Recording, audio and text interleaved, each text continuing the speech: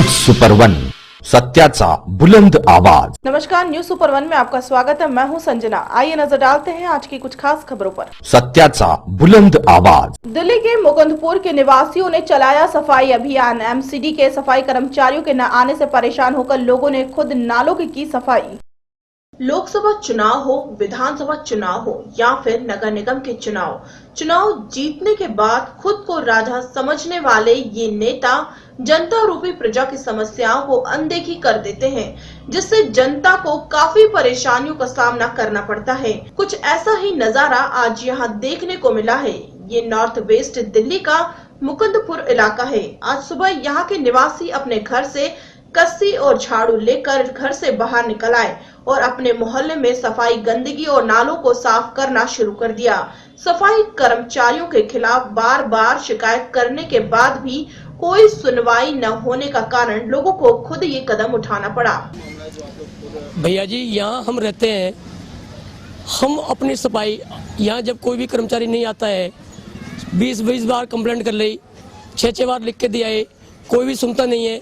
तो बीवी बच्चे हमारे रहते हैं यहाँ, छोटे छोटे बच्चे रहते हैं, वो बीमार पड़ते हैं, डेंगू होता है, हैजा होता है, मलेरिया होता है। इसकी वजह से लेकर के हम सभी कॉलोनी वालों ने ये देह बनाया है कि भाई सभी के सभी रिल मिल करके और सभी सफाई करें, अपनी अपनी नहीं करें, अपनी गली की नहीं करें, सभी को सोचें और सुझवाएं कि भाई सभी सफाई करें तो ठीक रहेगा, अच्छा लगेगा। सफाई हमारी है, हम इस देश के रहने वाले हैं, हम सफाई नहीं करेंगे तो कौन सफाई करेगा। यहाँ के निवासी कई बार इस समस्या से परेशान होकर इसकी शिकायत कई जगह कर चुके हैं, लेकिन इनकी शिकायत की कोई नहीं सुनता। जब लोग एमसीडी ऑफिस जाते हैं तो वहाँ आश्वासन देकर भेज दिया जाता है और जब ये अपनी शिकायत को लेकर विधायक के पास जाते हैं तो ये बोलकर उनकी बातों को टाल दिया जाता है कि एमसीडी उनके अंदर नहीं आती। आखिर लोग जाएं तो जाएं कहां? इसलिए इन सब चक्करों से परेशान होकर यहाँ के निवासी खुद ही सड़क पर नालों और गंदगियों की सफाई करने उतर आए। यहाँ का RWA का प्रेसिडेंट हूँ और यहाँ पर जो है गली नंबर 9 में जो SIDC वालों ने जो है DIDC वालों ने जो है यहाँ पर काम किया है। कई गलियाँ ऐसे छोड़ करके चले गए हैं जो कि हमने माननीय जो है काउंसलर जी के माध्यम से जो है यहाँ पर जो है RW का लेटर दे करके और विजिलेंस इंक्वायरी भी करवाया, लेकिन उसके बावजूद भी कुछ भी यहाँ पर उसका समाधान नहीं हुआ और विजिलेंस इंक्वायरी भी आई, उसका भी कोई यहाँ पर वो नहीं मिला। तो हम सब लोगों को मजबूरी में आ करके यहाँ की देखो, ये तो गली नंबर 4, हम सब लोग थोड़ा एक्टिव लोग हैं, 9 नंबर में जाकर के देखिए इतना बुरा हाल है कि ऐसे ऐसे आधी गांठ तक जो है पानी भरा पड़ा हुआ है। इतने लोग जो है बीमार पड़ रहे हैं, इतने लोगों को दिक्कत हो रही है। यहाँ पर कहने में शर्म आती है, इससे अच्छा गाँव है। हम एक राजधानी में, भारत की राजधानी में रहते हैं और ये दुर्दशा यहाँ का देख करके, और माननीय विधायक जी तो बिल्कुल ही यहाँ पर किसी को दिखाओ तो कि हमारे विधायक जी हैं तो कोई शकल भी नहीं देखा है। दिल्ली को स्वच्छ बनाने को लेकर केजरीवाल सरकार ने स्वच्छता नामक ऐप जारी किया है। यहाँ के लोगों के मुताबिक यह ऐप बिल्कुल ही नाकारा साबित हो रहा है। यहाँ के लोगों का कहना है कि गंदगी का फोटो खींचकर इस ऐप के जरिए भेजने पर भी कोई सफाई कर्मचारी नहीं आता है और न ही कोई अधिकारी इनकी सुध लेता है। दिल्ली से यामिन शाह की रिपोर्ट। बाहरी दिल्ली के घोगा गांव में उत्तरी दिल्ली नगर निगम के स्टेडियम कमेटी के चेयरमैन के घर का निगम टीचर्स ने किया घेराव। पिछले कई महीनों से नहीं मिल रहा था वेतन। बच्चों के साथ आए टीचर्स। निगम स्टैंडिंग चेयरमैन ने कहा, दिल्ली सरकार नहीं दे रही है वक्त पर फंड नहीं मिला तो केजरीवाल सरकार के खिलाफ निगम खोलेगा मोर्चा, करेगा दिल्ली में चक्का जाम और प्रोटेस्ट। साथ ही टीचर 16 जनवरी को स्कूल खुलने पर आएंगे हड़ताल पर, नहीं पढ़ाएंगे स्कूल में। यह है उत्तरी दिल्ली नगर निगम के स्टैंडिंग कमेटी के चेयरमैन मोहन भारद्वाज का घर। जगह है बाहरी दिल्ली के घोगा गांव में और घर के बाहर अपने बच्चों को साथ लेकर आए ये सब है नगर निगम के स्कूल के टीचर्स। इनको कई महीनों तक वेतन नहीं मिलता। अभी 3 महीनों से वेतन नहीं मिला है। इनके घर का गुजारा बड़ी मुश्किल से हो रहा है। अब ये आज standing committee chairman Mohan Bharadwaj के घर का घेराव करने आए हैं। इनकी मांग की इनको वेतन दिया जाए। 16 जनवरी से स्कूल खुलने पर निगम टीचर्स हड़ताल पर जाएंगे और स्कूलों में नहीं होगी पढ़ाई। स्टैंडिंग कमेटी के चेयरमैन मोहन भारद्वाज ने कहा, दिल्ली सरकार निगम को उसका फंड नहीं दे रही है। वे भी दिल्ली सरकार के खिलाफ प्रोटेस्ट करेंगे। इनका कहना है कि सभी निगम पदाधिकारी, पार्षद और कर्मचारी रोड जाम करेंगे और 16 तारीख से हड़ताल हुई तो ये टीचर्स पर कोई कार्रवाई नहीं करेंगे क्योंकि टीचर्स की मांग जायज है। अब दिल्ली सरकार और नगर निगम में फिर से विवाद बढ़ेंगे। अगले सप्ताह तक फंड नहीं मिला तो दिल्ली में निगम अस्पताल, स्कूल आदि में हड़ताल ही हड़ताल नजर आएगी और दिल्ली वालों को होगी बड़ी दिक्कत। मैडम ये देखिए, निगम के शिक्षकों को पिछले 4 महीने से वेतन नहीं मिला है। पुराने शिक्षक सारी दिल्ली में ऐसे है, ईस्ट एमसीडी और north MCD. No work no pay. देखिए, Kiran Bala civil line zone से। क्या मामला है सारा? देखिए, हमारी सैलरी नहीं आ रही है, 3 महीने हो चुके हैं ऑलरेडी। बहुत सारे धरना प्रदर्शन हम कर चुके हैं। अब हमारे पास कोई चारा नहीं है सिवाय चौक डाउन करने के। हम राजनीति का शिकार हो रहे हैं। बहुत अरमानों से हमने वोट दिया इस सरकार को, लेकिन हुआ क्या? हम जो है केंद्र सरकार और राज्य सरकार की राजनीति के बीच में पिसकर रह गया आम शिक्षक। शिक्षक एकता, जय शिक्षक। भारद्वाज थाना हल करो जी, या तो आप हमारे साथ चलो, समस्या का हल करो। ठीक है कि जहाँ हम प्रतिरोध कर रहे हैं आप हमारे साथ चलो, चाहे वो केजरीवाल हो चाहे वो केंद्र सरकार हो। हाँ जी, आप आए हैं ना।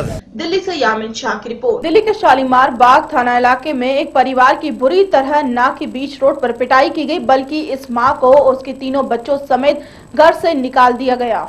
इस वीडियो में आप देख सकते हैं किस तरह इस 14 साल की मासूम बच्ची बेटे और उसकी मां को पीटा जा रहा है। परिवार की माने तो उनकी सिर्फ इतनी गलती है कि उनकी बच्ची ने स्कूल में जब पुलिस इंस्ट्रक्शन हुआ तो बच्ची ने इस बात की शिकायत पुलिस से की थी कि उनके इलाके में अवैध शराब बेचने का काम होता है, जिस बात की जानकारी किसी तरह सुनीता के परिवार की लग गई और उसने तभी इस परिवार का जीना दुश्वार कर दिया। इस परिवार को घर से बेघर कर दर दर की ठोकरें खाने को मजबूर कर दिया। डीसीपी ऑफिस के बाहर प्रोटेस्ट करता ये परिवार शालीमार बाग SHO से निराश होकर जब उन्होंने इनकी गुहार नहीं सुनी तब यहाँ पहुँचा और अपनी नाराजगी दर्ज कराई। देखिए किस तरह छाती पीट पीट कर रोता ये परिवार इंसाफ की भीख मांग रहा है। बात की शिकायत लेकर जब ये डीसीपी से मिलने पहुंचे तो डीसीपी साहब तो नहीं मिले, पर अशोक विहार थाने के SHO ने सारा मामला सुनने के बाद आला अधिकारियों से बात की और जल्द ही इस मामले पर उचित कार्रवाई करने का आश्वासन दिया है। क्या नाम है आपका? सुमन। हाँ सुमन, क्या हुआ था बताओ। मेरे साथ ये हुआ था, मेरे बच्चे कुसुमपुरा में पढ़ते थे, जो क्या नाम है स्कूल का, उसमें हमारी लड़की पढ़ती थी पूजा, उसके साथ सुनीता के कोई रिश्तेदार की लड़की पढ़ती थी उसमें। तो हमारे दोनों पूजा उनकी रिश्तेदार की लड़कियां जो थी वो सर एक ही क्लास में थी। उसमें क्या हुआ, जो पुलिस में फंक्शन में आते रहते हैं पुलिस वाले, इंक्वायरी पूछते रहते हैं, नए फंक्शन होता है तो बच्चों के बारे में पूछते रहते हैं। उसके बाद में मेरे ऐसे पूछने लगे जब पूजा के बारी, तो पूजा ने मेरी लड़की ने इतनी गलती कर दी, उसने ये नाम ले लिया सुनीता के कि मेरी गली में शराब बिकता है, सट्टा चलता है, जो मेरे घर से थोड़ी सी दूर है। मेरी लड़की की यही गली है, यही मेरी लड़की को कहना भारी पड़ गया, बहुत भारी पड़ा। जे आज हम धक्का खा रहे हैं, 5 महीने हो गया मैं धक्का खा रही हूँ बच्चों लेके, यही गलती नहीं करती मेरी लड़की, इसके कारण हमें बहुत सजाएं मिल चुकी है।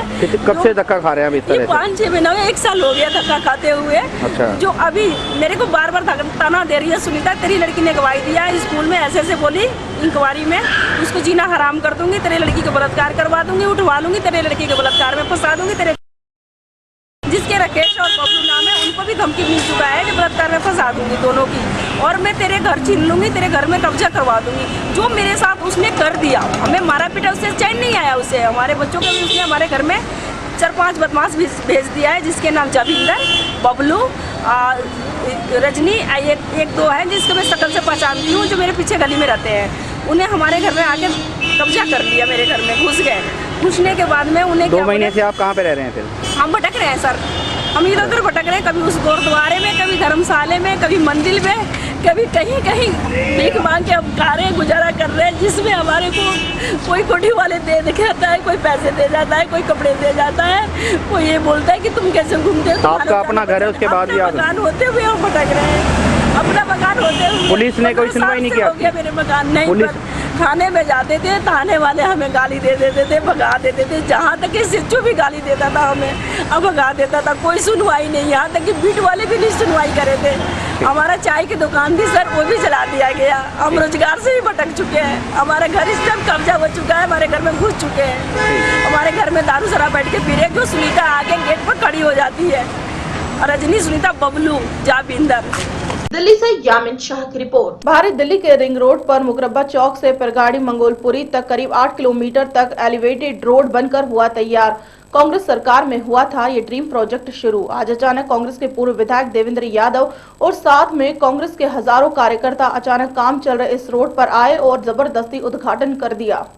बाहरी दिल्ली के रिंग रोड पर मुकरब्बा चौक से पिरागड़ी मंगोलपुरी तक करीब 8 किलोमीटर तक एलिवेटेड रोड बनकर हुआ तैयार। कांग्रेस सरकार में हुआ था ये ड्रीम प्रोजेक्ट शुरू। आज अचानक कांग्रेस के पूर्व विधायक देवेंद्र यादव और साथ में कांग्रेस के हजारों कार्यकर्ता अचानक काम चल रहे इस रोड पर आए और जबरदस्ती उद्घाटन कर दिया और पूरे एलिवेटेड पर गाड़ियां और हजारों मोटरसाइकिल दौड़ाई। आरोप है कि आप सरकार कांग्रेस के इस ड्रीम प्रोजेक्ट को अपना बताना चाहती है और तैयारी के बाद भी लोगों के लिए एलिवेटेड रोड खोला नहीं जा रहा है तो जबरन खोल दिया और रिबन काट कर उद्घाटन भी किया।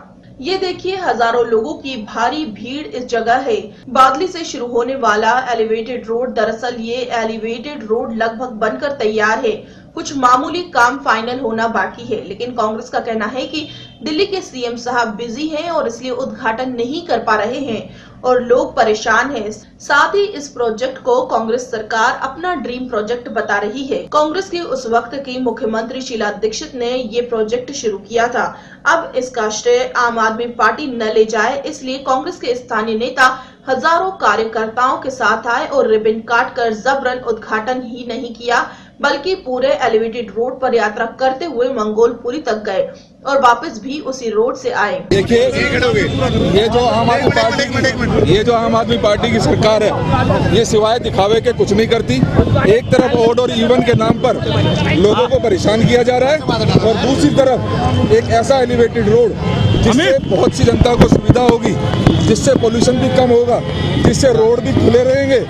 उस रोड को पिछले 10 दिन से सिर्फ उद्घाटन के लिए रोका गया है। हम इसका बच्चे बिल्कुल इसका निंदा करते हैं। जबरन नहीं घुसे, ये हमारी विरासत है, कांग्रेस की विरासत है। कांग्रेस ने दिल्ली वालों को विरासत दी है तो कांग्रेस ने आज दिल्ली वालों को सौगात दी है पुल खोलकर, जो कि कांग्रेस ने 15 साल में जो दिल्ली की डेवलपमेंट की।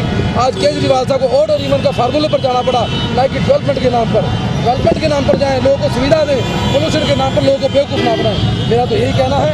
और आपसे एक बात और कह दूँ, ऐसे ही हम एलिवेटेड रोड हैं, कांग्रेस पार्टी सभी एलिवेटेड रोडों को उद्घाटन करेगी। जैसा देवेंद्र यादव जी, मैं प्रवीण कुमार नेला विधानसभा से, हमारी जिले की 5 विधानसभाएं आज यहाँ पर एकत्रित हैं। आपने लोगों में भारी रोष और भारी उत्साह देखा होगा आपने, क्योंकि ये रोड आम जनता के लिए है, ना कि किसी पीडब्ल्यूडी के अधिकारी और पुलिस ने उन्हें रोकने की काफी मशक्कत की पर भीड़ नहीं मानी और जबरन घुस गई। अधिकारियों का कहना था कि काम अभी चल रहा है, फाइनल नहीं हुआ है और हादसा हो सकता है, इसलिए एलिवेटेड रोड पर जाना खतरनाक है। अब श्रेय लेने की होड़ ऐसी कि कांग्रेस ने जबरन एलिवेटेड रोड का उद्घाटन कर दिया और अपने शासन के प्रोजेक्ट को ये श्रेय आम आदमी पार्टी को नहीं देना चाहते। इस पर भी अभी तक आम आदमी पार्टी की कोई प्रतिक्रिया नहीं आई है। आखिरकार उनका इस पर क्या कहना है, लेकिन जाम से जूझ रहे लोगों को इसके शुरू होने का बेसब्री से इंतजार है। अभी आप खुद देख सकते हैं यहाँ पर स्पीड लगे हैं, इलेक्ट्रिक की अभी कनेक्शन नहीं हुआ है। आप बताइए। अभी कमी कह तो रहा हूँ, अभी इलेक्ट्रिक कनेक्शन नहीं हुआ है, अभी तैयार नहीं है। अभी इसमें रोड मार्किंग, सेफ्टी मेजर सभी लेने हैं। लाइन 31 तारीख थी, नहीं हो पाया है। अभी साइनेज नहीं लगे हैं, बोर्ड अभी हम तैयार कर रहे हैं। जब तक स्पीड लिमिट, सेफ्टी मेजर्स नहीं होंगे तब तक ये चीज़ें शुरू नहीं हो सकती। अभी क्या लगता है कितना समय और लग जाएगा इसमें? अभी 4-5 दिन लगेगा। 4-5 दिन में ये सारा काम पूरा हो जाएगा? 4-5 दिन में हो जाना चाहिए। जल्दबाजी थी कांग्रेस पार्टी की तरफ से जो उद्घाटन किया गया है? नहीं, ये तो हम ये नहीं कर सकते किसी के उसे उद्घाटन, हम लोग उद्घाटन में नहीं करेंगे जब तक सेफ्टी फीचर्स न लग जाएं, तब तक ये हम पब्लिक को नहीं खोल सकते। तो पब्लिक के लिए कुछ नुकसानदायक है इसमें भी, आप मानते हैं? एक्सीडेंट हो। दिल्ली से इशरात खान की रिपोर्ट। पीलीभीत थाना पूरनपुर क्षेत्र के कस्बे में बीती रात एक छात्र की हुई हत्या। पीलीभीत के थाना पूरनपुर क्षेत्र के मोहल्ला चौक निवासी सलमान जे की उम्र करीब 22 वर्ष की है। वो छुट्टियों में घर आया हुआ था। वो नैनीताल यूनिवर्सिटी में बीकॉम सेकंड ईयर की डिग्री की पढ़ाई कर रहा था। सलमान के पिता की मृत्यु को कई वर्ष हो चुके हैं। बीती शाम करीब 6:30 बजे मृतक सलमान ने अपने घर वालों से कहा कि वो अपने दोस्तों के साथ पार्टी करने जा रहा है और रात को देर से लौटेगा। लेकिन जब सलमान रात के 12 बजे तक घर नहीं आया तो परिजनों को चिंता हुई और वो पुलिस के पास पहुँचे। पुलिस ने तत्काल ही छानबीन शुरू कर दी, लेकिन करीब 4 बजे तक पुलिस को कोई सफलता नहीं मिली। आज सुबह जैसे ही पुलिस को सूचना मिली कि 1 किलोमीटर की दूरी पर शव पड़ा है तो पुलिस तत्काल वहां पहुंची। परिजनों के आने पर शव की शिनाख्त हुई। सलमान का कत्ल बड़ी बेरहमी से किया गया। उसके शरीर पर कई चाकू के गोदने के निशान भी पाए गए। साथ ही पुलिस ने शव को अपने कब्जे में लेकर फॉरेंसिक डॉग स्काउट को बुलाया ताकि जल्द ही इस हत्या का खुलासा हो सके। पुलिस के शक के घेरे में मृतक सलमान के दोस्तों को मान रही है। बॉडी मिली है सर, ये क्या नाम है इसका, क्या कारण रहा है सर इस बॉडी का मिला? ये कस्बा पूरनपुर में ही अरमान नाम का एक बच्चा था। करीब उम्र इसकी 20-21 साल के आसपास थी। इसके पिताजी का नाम आफाक है। 7:30 बजे घर से मोटरसाइकिल से निकला था ये कह के कि मैं देर रात में लौटूंगा। उसके बाद जब देर रात नहीं लौटा है तो उन्होंने पुलिस को सूचना दी थी। पुलिस में फिर गुमशुदगी लिख के रात में इसको 3-3:30 बजे तक इसके परिवारीजन और थाने की सारी पुलिस द्वारा इसको तलाश किया गया था चारों तरफ। सुबह इसकी यहाँ पे डेड बॉडी मिलने की सूचना मिली है। तो यहाँ पे डेड बॉडी की पूरनपुर से करीब 1 किलोमीटर दूरी है, नहर के किनारे पड़ी मिली है। ये मोटरसाइकिल भी पड़ी मिली है और पंचायतनामा भर के बाकी आगे कार्रवाई की। सर कुछ यहाँ पे इस तरीके का सामान मिला जैसे कुछ पार्टी उटी या कुछ दारू? अभी हम कंफर्म नहीं कर सकते हैं, लेकिन अभी जांच चल रही है। सर क्या लगता है सर, इसे चाकू से या बार क्या गया? चाकू से गोद के इसको मारा गया। पुलिस अगर जो है इसको अगर समय से ढूंढ लेती तो उसकी मृत्यु नहीं हो सकती थी। इस बारे में क्या? अब रात में सूचना मिली है हम लोगों को 12:30 पे पहली सूचना हम लोगों को मिली है। रात में इनके फिर परिवारीजन को साथ लेके रात भर आसपास सब जगह इनके परिवारजन को साथ लेके ढूंढा गया। सर सुनने में आ रहा है कि इसको देखने के लिए सर जो वो स्पोर्ट टीम है वो भी आई हुई है उसके लिए? नहीं, यहाँ से हम लोगों ने हेडक्वार्टर से फिंगरप्रिंट का जो FSL की हमारी यूनिट है और डॉग स्क्वाड को बुलवाया था, वो भी अपना प्रयास करते हैं। नहीं, इधर हमारी तरफ नहीं आया। हम शाम को 6 बजे हम निकले तो घर तोड़वा रहे थे खड़ा हुआ उधर से। पुराने घर की जो पुराने घर है जो हमारा दादी वाला घर मकान बन रहा है इनका नया, तो वहाँ खड़ा हुआ था। शोभुल बोला, छोटा भाई बोला कि अरमान है, मैं आऊँ तो दिखाने हम लोग चले गए अश्विनी की। फिर डिस्प्ले से आया तो शमून डिस्प्ले था, डिस्प्ले भी नहीं था। ये करीब 7 बजे बात है तो डिस्प्ले भी पता नहीं, शायद पता ट्यूशन गया था। ट्यूशन पढ़ के आके घर पे कह के फिर गए। सुबह इन लोगों ने सुबह तो ढूंढा तो ये हुआ कोतवाली। सुबह मुझे पता चला रात 12:30 बजे मेरा फ़ोन आया। जब मैंने तो फिर भी मेरे पास सुबह फ़ोन आया, ये पता चला फ़ोन पे। मैंने कहा चलो फिर सुबह कोतवाली आई। कोतवाली में यही नंबर इसके देते थे, तब तक की बात पता चला यहाँ पे मिला है। रात में रिपोर्ट भी लिखाई थी? रात रिपोर्ट नहीं कह दिया, नहीं रिपोर्ट नहीं बता दिया, खबर कर दी थी लड़का का। रात की बात हो गई। पीलीभीत से आलोक मिश्रा की रिपोर्ट। थाना मधुबन क्षेत्र के ग्राम कुचाई में रविवार की सुबह 23 वर्षीय एक विवाहिता प्रमिला राजभर का शव घर में फंदे पर लटकता मिलने से सनसनी फैल गई।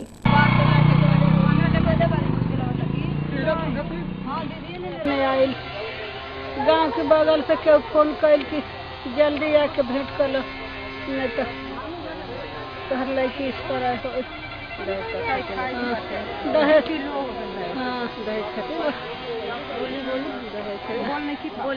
पहले से भी उस परिवार में शादी को लेकर के झगड़ा वगड़ा होता था, कुछ आपको मालूम है?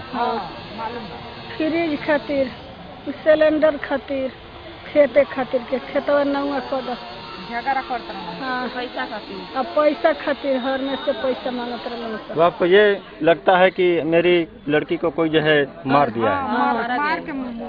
कोई नहीं मारा।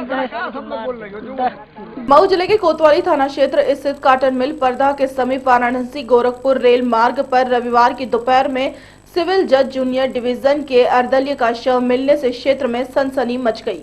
मऊ जिले के कोतवाली थाना क्षेत्र स्थित कॉटन मिल परदा के समीप वाराणसी गोरखपुर रेल मार्ग पर रविवार की दोपहर में सिविल जज जूनियर डिवीजन के अर्दली का शव मिलने से क्षेत्र में सनसनी मच गई। मौके पर पहुंची पुलिस ने शव को पोस्टमार्टम के लिए जिला अस्पताल भेज दिया है। शहर कोतवाली में पुलिस चौकी दीवानी न्यायालय में बताया गया कि रविवार की दोपहर में सूचना मिली कि कॉटन मिल परदा के पश्चिम छोर से होकर जाने वाली वाराणसी गोरखपुर रेल मार्ग पर एक व्यक्ति का शव पड़ा हुआ है। मौके पर पहुंची पुलिस ने उसकी शिनाख्त चिंतामणि प्रजापति पुत्र सत्यप्रकाश प्रजापति निवासी मऊ रानी पर जनपद झांसी के रूप में हुई। बताया गया कि वह सिविल जज जूनियर डिवीजन के यहाँ अर्दली के पद पर तैनात था। वह जज कॉलोनी में रहता था। अरे अब तो घटना तो सुन करके ना है घटना, और फिर भी सुने हुए क्या नाम क्या ये एक बार की चिंतामणि को कट गया, अभी पता चला। कौन थे ये, किससे कहाँ रहते थे? जय हिंद साहब कहाँ, सिविल जज junior division Ahmedabad. Sir train से कटकर जो मौत हुई, ट्रेन से वो रेलवे का मामला है। रेलवे के लोग थे, वो गए हुए देख रहे हैं। मऊ से आजिफ रिजवी की रिपोर्ट। खबरों में फिलहाल इतना ही। और भी खबरें जानने के लिए आप देखते रहिए न्यूज सुपर 1। तब तक के लिए मुझे दीजिए इजाजत। नमस्कार।